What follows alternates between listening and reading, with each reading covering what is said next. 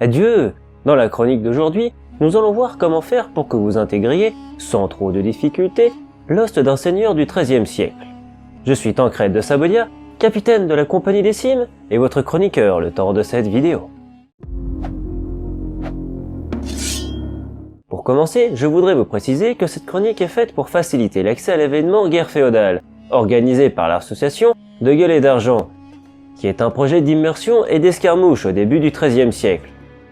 Je vous laisserai mon ami Nat vous en parler plus en détail en fin de vidéo.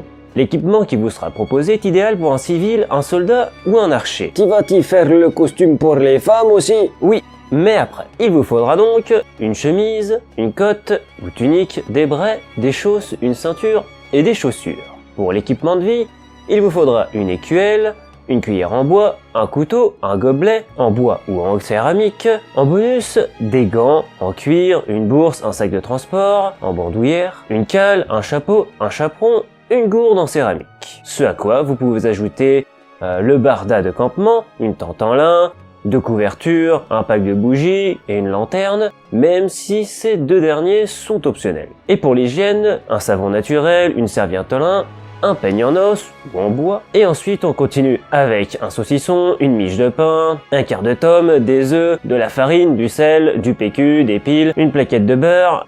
Je crois que tu t'es trompé de liste. Effectivement. Cette fois, il s'agira de partir exclusivement sur de la reconstitution. Ici, tout doit être sourcé. Ça change, c'est intéressant ça.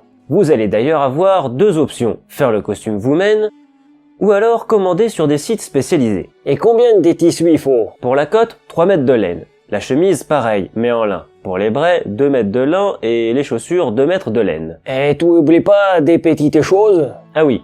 Le chaperon aura aussi besoin de 2 mètres de laine et la cale sera faite avec des chutes de lin restants. Mais ils ne seront pas obligatoires, même si c'est grandement recommandé. Et vous pourrez commander votre tissu sur Turundestoff, Oldcraft, Wolsom, Naturstuch, Wooltrade, etc. Pour ce qui est des couleurs, vous êtes cette fois des soldats levés d'un ost. Vos couleurs ne seront donc pas très saturées, mais attention à ne pas tomber non plus dans le piège du gris, noir, marron et du naturel pour la laine. Je vous mettrai des patrons dans la description. Et pour ce qui est des couleurs, voilà ce que vous pouvez prendre. La tête. La cale sera en lin et en 2 parties. Évitez les triparties qui ne sont pas sourcées. Elle sera trouvable chez Medieval Market ou Matul's. Il y a plusieurs marchands, c'est pratique ça. Oui, cette fois le but n'est pas forcément de prendre le moins cher, mais de pouvoir vous faire des achats groupés sur des mêmes sites. Enfin, pour en finir avec la tête, il y aura le chaperon. Il vous sera bien utile le soir, les jours de pluie et même contre les coups de soleil dans la nuque. Ceci sera en laine et disponible sur Historical Textile. Le torse.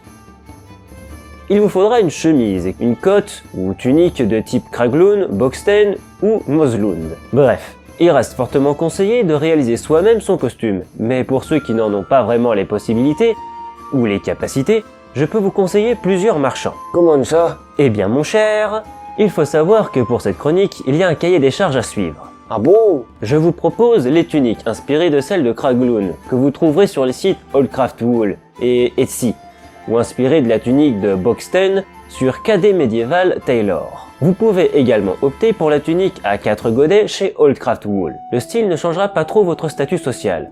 Ce sera surtout la qualité de la laine utilisée. Pour simplifier, plus elle est épaisse et grossière, plus vous êtes pauvre. Mais elle sera robuste et durera dans le temps. Les couleurs seront toujours les mêmes autorisées. Essayez de faire une variation entre le haut et le bas. Restez sur du pastel et pas de noir, de violet ou de rouge foncé. Et les sous-vêtements? La chemise sera en lin, que vous pouvez prendre chez Oldcraft Wool. Les jambes. Pour les brais, le caleçon en gros, vous aurez 2 possibilités. Soit des brais dites cousus, que vous trouverez chez Medieval Market, en lin bien évidemment. Mais même là on peut pas mettre du coton. Reconstitution mon ami. Et je pourrais même vous proposer en ortie ou en chanvre, mais je digresse. Graisse. Les brais dites non cousus, c'est-à-dire formés d'un rectangle de lin d'environ 150 par 120 cm, que l'on va draper sur soi à l'aide d'un braille et une petite ceinture dédiée, de façon à faire en sorte une couche sans couture. Quoi? C'est vrai qu'on dirait une couche. Je te rappelle que c'est exactement ce que tu portes. C'est pas faux. Bref. Les chausses sont en laine, avec le pied intégré, comme des collants en gros, et s'attachent en haut du bras-aile. Ils devront être ajustés au niveau du mollet, et pour cela, 3 solutions. Vous les faites réaliser vous-même, soit vous les faites faire par quelqu'un, soit vous les réajustez à la main. Et pour avoir des chausses, plusieurs possibilités. Tout marque Reenactment ou Medieval Design, et pour les lacets, Medieval Design. Les pieds. Les chaussures seront très simples, sans montant, en cuir, avec une couture retournée et sans semelle supplémentaire de base. Il nous en faudra plusieurs. Non. Une paire suffira, par contre, évitez de marcher sur du goudron avec, car ça n'apprécie pas du tout. Et chez qui on en a? Pour de très bonne qualité, il y a Anat Period Shoes. Il y a 2 offres disponibles, des sur-mesure, qui sont faites 100% à la main, ou du prêt-à-porter en modèle unique qu'elle fait à la machine. Les accessoires. Des sacs pour le transport, une auge, une cuillère en bois, un couteau, un gobelet en bois ou en grès, une gourde en grès, des gants en cuir et la ceinture. Là, il y a du moulon. Tout n'est pas obligatoire, je vais d'ailleurs vous classer ça en fonction de ce qui est nécessaire, secondaire et enfin confortable. La ceinture en cuir, qui devra être d'une largeur maximum de 2 cm, avec ce type de boucle. Que vous pourrez avoir sur l'abord temporis, qui sont possibles pour hommes comme pour femmes d'ailleurs. Pour être précis, il vous faudra 2 ceintures. Mais pourquoi en avoir plusieurs? Une pour le bras-aile et une autre pour la tunique. Soit vous voulez une unique ceinture qui vous servira aussi bien pour la tunique et pour le gambison, prenez-la en cuir. Soit vous en prenez 2, une pour le civil et une pour le militaire. Je tablerai sur ce qu'il faut faire pour becter en premier. Bien sûr, en premier il est préférable et indispensable d'avoir une écuelle, une cuillère en bois, un couteau et un gobelet. La majorité est trouvable sur Calisarma. Pour un sac de transport, vous pouvez vous tourner vers Matul's, et si vous désirez ranger vos dés ou stocker votre solde, une bourse en cuir est bienvenue. C'est peut-être secondaire, mais j'avoue que l'utilité est là. Pourquoi en proposer une en grès et pas en cuir? Tout simplement parce qu'on n'a pas de source pour des gourdes en cuir, à cette période du moins. On a des suppositions de gourdes en bois, en forme de tonnelet, mais celles qui ont été trouvées sont, à ma connaissance, en grès et donc disponibles sur Calisarma. Les gants, quant à eux, seront vraiment importants et font même partie des protections nécessaires pour la suite. Mais si vous êtes sur du civil, non combattant, c'est secondaire. Vous pouvez vous en procurer chez Rêve d'Acier ou Blacklist. Le bivouac. Pour pioncer, il vous faudra une tente, une couverture et voilà. Allez, ajoutez une hache, mais c'est tout. Bon, pourquoi pas, pour le confort, vous pouvez ajouter une fourrure par terre qui vous servira d'isolation, et il y en a des très sympas sur Old Craft Wool. Pour la tente, 2 possibilités. La version tarp à prendre en 3x2 sur Medieval Market, ou la version poivrière en petit modèle à prendre chez Sue Mills. Les sardines seront en acier, et chez Sue Mills également. Ce qui est sûr, c'est que s'il pleut, vous serez les premiers avertis. C'est pour ça que je vous conseille vivement de prendre 2 couvertures. En laine chez Ivana Création, qui fait un travail formidable. Une couverture c'est bien si votre budget est serré, mais vous risquez d'avoir froid, croyez-moi. Pour ceux qui veulent, une lanterne et des bougies sont des plus non négligeables, surtout pour les tours de garde, ou juste pour se repérer dans la pénombre. La lanterne sera disponible sur Calisarma, et les bougies tout simplement sur Amazon. Avec tout ça, vous avez le minimum pour un citoyen de classe basse ou moyenne du XIIIe siècle, même si nous n'avons pas encore regardé les vêtements pour la femme. Je vous ferai le costume féminin dans une prochaine chronique, mais continuons avec le nécessaire pour le soldat de base. Les protections. Pour les soldats, il vous faut un gambison, un casque à nasal et des gants en cuir, ou gants boisés, sans oublier la cale gamboisée. Malheureusement, le site d'où provient mon gambi a fermé, vous n'aurez donc pas le même modèle que moi, ou presque. Vous pouvez aller chez AD 1410 ou à l'extrême limite Medieval Market, mais prenez-les le plus fin possible. Et pour les cales, vous pouvez les voir chez Gambison PL ou Medieval Market. Je me disais, le nasal, c'est obligé ou on peut prendre une autre forme? Non, bien sûr. Il y a d'autres formes disponibles, mais par contre, si la question est de savoir si un casque à facial est possible, la réponse est non. Oh, et pourquoi? Parce qu'ici, on s'occupe des soldats simples. Le mieux pour en avoir est Tomala. C'est cher, mais il s'agit d'un véritable monobloc. Sinon, The Ghost fera très bien l'affaire. J'en possède d'ailleurs un. Vous pouvez également prendre un style cervellière, pensez par contre à demander une attache en langue de serpent. On continue avec les gants en cuir, que plusieurs marchands proposent. Comme j'avais dit avant, Rêve d'acier ou Blacklist. Ce sont les mêmes que pour les civils, mais ça suffit amplement. Et si le cuir n'était pas assez épais? Alors allez sur les mêmes sites que pour les gambis, ou les cales, et prenez les moufles molletonnés. L'armement.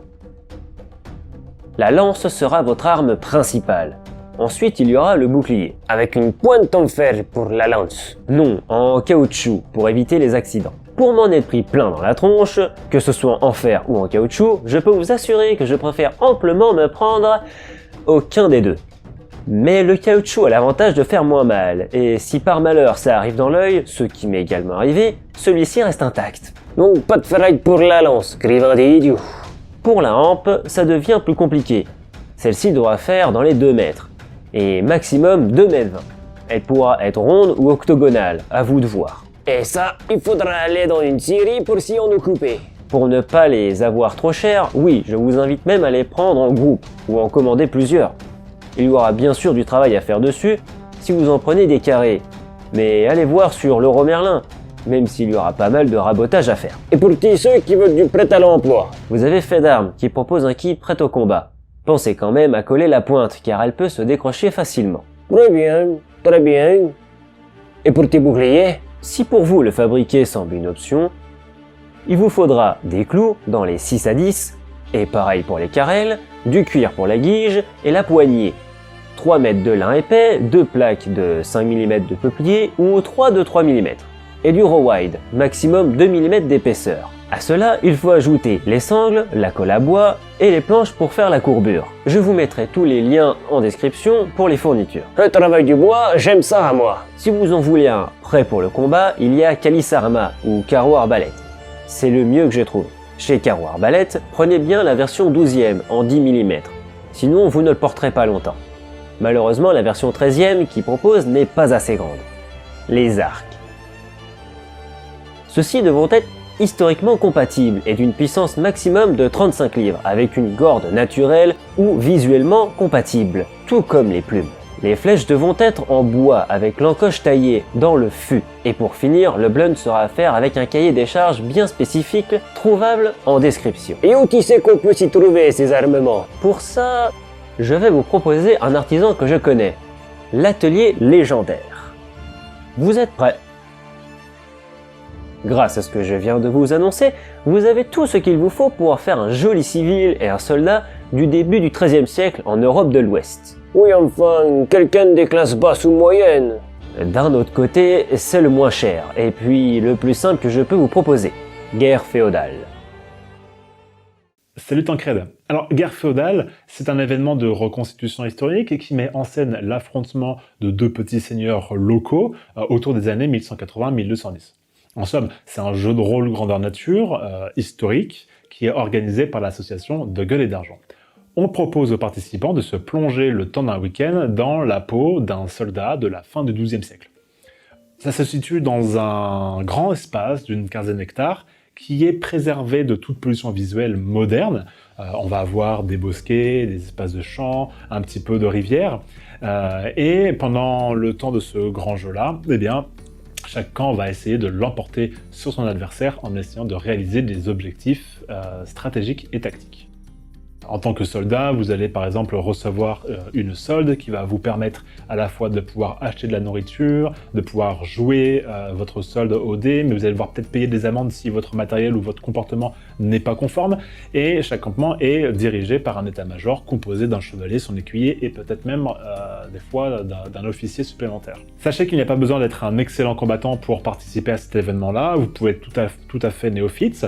Il faut savoir que le matin du premier jour, il y aura un entraînement collectif qui vous permettra d'acquérir les bases du combat de formation et à la lance afin de pouvoir évoluer de façon sécurisée tout au long de ce week-end. Comme c'est un événement de reconstitution historique, on vous demande de nous faire parvenir les photos de votre costume et de vos équipements afin que l'équipe organisatrice puisse s'assurer que chaque pièce d'élément de votre costume est conforme à ce que les recherches historiques nous apprennent de cette époque. Sur le site de l'association De Gueule et d'Argent, vous allez pouvoir retrouver pas mal de conseils, les cahiers des charges notamment. Cette vidéo, j'espère, vous aura aussi aidé afin d'y voir un petit peu plus clair. Et si jamais vous avez d'autres questions, eh bien, l'association, moi-même, et Tancred, on se tient à votre disposition pour pouvoir vous guider dans vos démarches. Si ça vous intéresse, n'hésitez surtout pas à nous contacter. En attendant, j'espère qu'on se retrouvera très bientôt.